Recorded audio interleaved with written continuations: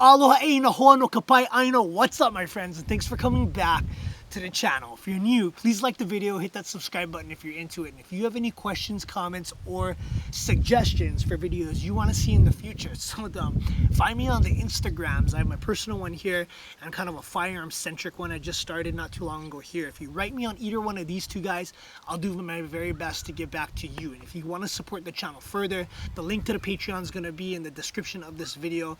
Everything going to the Patreon goes 100% back to growing and improving and supporting this channel. So one day, hopefully, I'll be able to do like giveaways and contests and stuff like that, because it makes me stoked to make other people stoked. But today we're going to be talking about the Sig Sauer Romeo 5 and the Sig Sauer Romeo 5 XDR. These are two real great red dot optics that have a lot of similarities between them, but there's also some key differences I'm going to talk about. I'm just going to compare and contrast these two guys in this video and give you folks my personal experience with them, just in case there's some of you out there watching who are trying to decide whether or not you want to spend your hard-earned cash on one of these guys here. So how we're going to run this video is I'm going to talk about each of these guys individually. We're going to unbox them, talk about them, and it's going to lead me to repeating a lot of stuff over again, because again, there's a lot of similarities between the two, but I think this is the best way to go about it so we don't lose anybody along the way. So jumping right in, Romeo 5. This is not a new optic. It's been out for several years. I scooped mine up when it was first released at my local gun shop. It was about 175 bones. And don't freak out, because everything in Hawaii is super expensive. But you can now find this on the internet pretty consistently between 110, 120, up 150 bucks on the high end. And occasionally it'll go on sale some places for below 100 bucks, but it's a real good bang for your buck, real good value, and you'll be able to find that on the internet pretty easily. So before we jump into this, if you're new to firearms, if you're just getting started, what is a red dot optic? So a red dot is a type of electronic sighting system that uses a red dot as its point of aim. And without getting too detail oriented and over explaining things like I have a tendency to do, red dots just tend to be a lot simpler and a lot faster than using iron sights. The reason being, iron sights, you have your rear sight and your front sight that you have to line up correctly and then get a correct relationship between these two aligned sights and your target for you to get an accurate hit. The red dot takes that work out of there. You just put the dot on what you want to hit, and if it's correctly zeroed, you're going to hit your target. And of course, that's super basic, like really bottom fundamental. We're not talking about holdovers or hold unders and stuff. It gets a little bit more complicated, but basic knowledge, red dot, you put the dot on what you want to hit, and you're gonna hit your zombie, alien, or whatever's going on. So you pop open your box here, and then we get to the actual optic itself. So the Romeo 5 ships with an absolute co-witness mount. And what absolute co-witness means is when you've got this mounted on your firearm, rear sight, front sight, and the red dot inside are gonna be all aligned perfectly. And that's what absolute co-witness means. So that's what comes on this guy. You also have a low mount that comes in the box as well. And this is really good for mounting if you want to get your optic as low to the rail as possible. So I used this mount when I had it on my Remington 870 Police. These are not quick disconnect mounts at all. These are just regular. They're compatible with 1913 rails or Picatinny rails. But if you want QD mounts or you want something just different than what comes in this box, the Romeo 5 line is compatible with any Aimpoint T2 or H2 mounts. So just go ahead and search those on the interwebs. They're real easy to find. That's a real popular red dot as well, and any of those mounts will be compatible with your Romeo 5. Also inside here we have our sight adjustment tool, which also doubles as a torque screwdriver for, you know, changing these mounts out and whatever and all that stuff. As for the sight itself, this is constructed of space age aircraft grade aluminum. It says aircraft grade aluminum, and I can't really talk about, I don't really know what that means, but I can attest, what is the English word? Yeah, I can attest without any doubt that this is a very robust and very durable optic. I had this guy mounted on my Remington 870 Police for years, and because that was a trade-in gun and it was super cheap, it was one of those things I just kind of threw it in the back of my truck. It's gotten run over. I've dropped this like out of the truck onto the optic, and it's never lost zero. It's never broken, cracked the glass, anything. I've never worried about this, like, you know, getting all bust up or anything. So this is a very durable and very robust optic. It weighs 5.1 ounces with this mount as it comes out of the box, so it's pretty lightweight. It is IPX7 rated, which means that this is good for up to 30 minutes in 3 feet of water. It is nitrogen purged, which means that the glass isn't going to fog up on you, and the dot size of this guy is 2 MOA. So again, without getting too detail oriented. When we're talking about MOA in relationship to dot size and a red dot or any type of optic, if I'm looking through this optic at a target that's 100 yards away, this dot being 2 MOA is going to cover 2 inches at 100 yards. If this was a 12 MOA dot at 100 yards, the dot's covering 12 inches, and so on and so forth. So it's really awesome. It's really good. The glass on this guy is nice and clear. There's a little bit of a blue tint to it, which some people don't like, but it didn't really matter too much to me. It comes with 10 brightness settings, there's 8 daylight settings, and there's 2 night vision settings for when you're feeling extra larpy in your nods in your mom's basement or whatever. So that's cool. The buttons for adjusting the brightness are tactile. You can hear them, you can feel them when they click, so you know that when you're going up or down in brightness. It's plenty bright in super bright daylight. It's not going to get washed out or anything like that. The only thing, because this doesn't auto adjust, you're going to have to manually adjust it if you're going from like a brighter environment into a house or something that's darker, or vice versa, so you don't lose the dot or it doesn't become too bright. So just something to be aware of. You do have to adjust this up and down as you need to. The total MOA adjustment for this guy is 80 MOA for elevation and windage.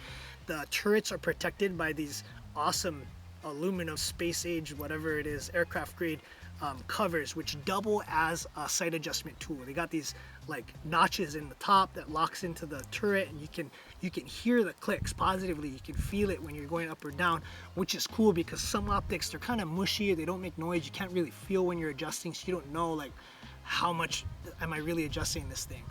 The adjustments for this guy are a 1/2 inch for every click. So again, super basic stuff. If you're at 100 yards zeroing this and you move it 2 clicks, this is 1/2 MOA adjustment per click. So if you move it 2 clicks, you've moved your dot roughly 2 inches. This guy here also has the battery mounted to the side. It takes CR2032 batteries, which are pretty common for optics. Those big button batteries. The lifetime for the batteries are rated 40,000 plus hours, which is a lot of thousands of hours. And it's pretty cool because this site also has Sig's patented or trademarked whatever MOTAC, motion activated illumination or something. But what that is in regular speak is if you leave this guy alone, it's going to turn off. As soon as you pick up your firearm or this senses any type of vibration or movement, the dot's going to turn back on to whatever you had it set at before it turned off. So you don't have to worry about turning it on, turning it off, and it's pretty cool, pretty awesome. This is a great optic. I've had it for a long time, and I'll talk a little bit more about it later. But before I move on to the next one, we do have a bikini style cover, bikini style lens cap. I don't know why they call it that, but some people are not really into this. Main takeaway from this is it doesn't come up with flip up lens covers, and to my knowledge there's no aftermarket lens covers that are compatible with this because the shape is kind of funky and kind of proprietary. But Sig Sauer Romeo 5. Alright, so that's it for the Romeo 5. We're going to switch gears and we're going to talk about this guy here. So the XDR is pretty much an update to the Romeo 5, and this isn't too new. It's been out for a few years, but this guy is easily about 100 to 120 more bucks than the Romeo 5, so it's considerably more expensive than this guy. Just something to be considered if you're thinking about picking up this one here. So we'll go ahead and pop this open, and we have the XDR itself here. So one of the first things you notice that's a little bit different than the Romeo 5 is that this comes with an absolute co-witness mount already installed. The battery mounts to the bottom, and this is a AAA battery compared to the CR2032. Some people might like this because AAAs, you can steal them from your kids' toys or the channel changer or whatever, but it has the same battery life as the Romeo 5. It's rated for 40,000 hours, which again is a lot of thousands of hours, and it has that same motion activated magic that the Romeo 5 has. So that's pretty cool. It has the same aircraft aluminum body, so I'm not worried about any type of durability things going on here. I'm sure it has the same durability as the Romeo 5. The sight itself is also nitrogen purged. It has that same IPX7 rating. The click adjustment range for this guy is again 80 MOA for elevation and for windage. Every click is 1/2 MOA, just like the Romeo 5. Another difference for this guy is that the turrets are recessed into the optic and you don't have a cover for it. So you don't get that cool like secondary adjustment tool like how the Romeo 5 has, but again, it's recessed, and I'm not worried about it, catching any damage or getting to the point where it's not going to work or anything like that. It has the same glass clarity, same glass quality, and this guy weighs 5.6 ounces with the absolute co-witness mount, which is a little bit more heavy than the Romeo 5, but still it's on the lighter side of a red dot.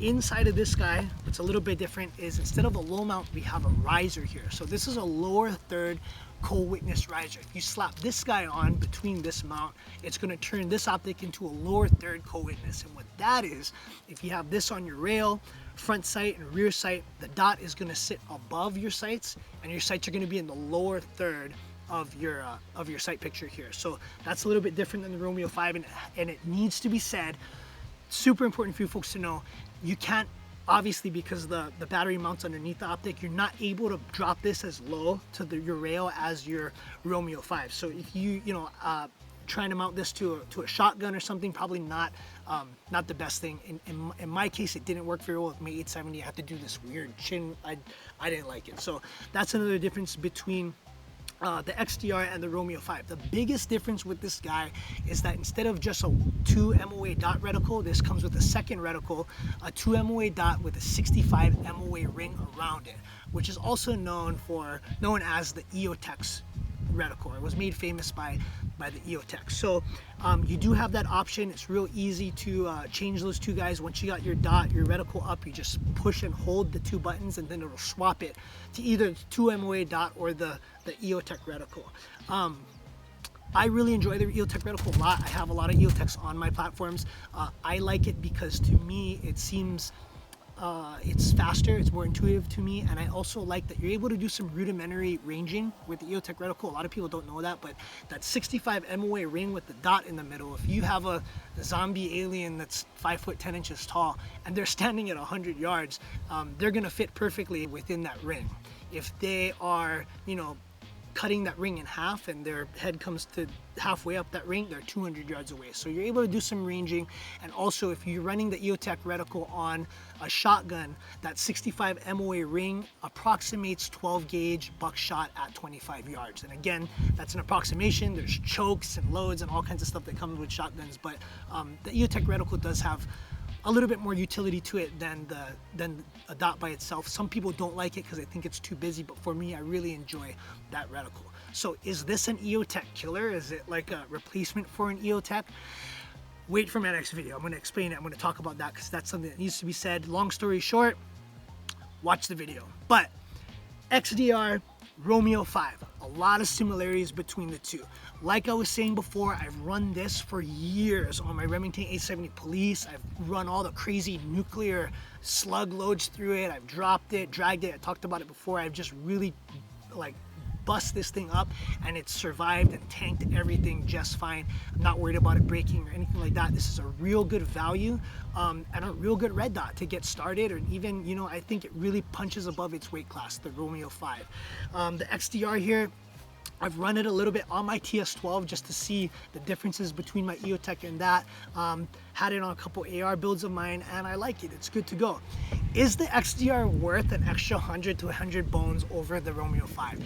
In my opinion, I really don't think so. It's cool that you get an extra reticle and you can switch back and forth, but in practice, like for me at least, I'm not choosing, I'm gonna run a 2 MOA dot on Monday and Tuesday, and then on Thursday and Friday I'm gonna use the ring. You kind of pick one and run it. So if you have the extra cash and you want to have that flexibility, or maybe you want to try the reticle, the EOTech reticle, but you're good with the dot. I mean, everybody's got their own thing going. So if you're really into this, go ahead and check it out. But I really don't think it's worth the extra 100, 120 bucks, because you get the same brightness settings, you get the same glass quality, everything's pretty much the same on this guy, except that it runs on a AAA, the turrets are recessed, and it has an extra reticle. So it's up to you to decide. But in closing, Romeo 5, Romeo XDR. Let me know in the comments which one you choose. And yeah, I'll see you guys next time.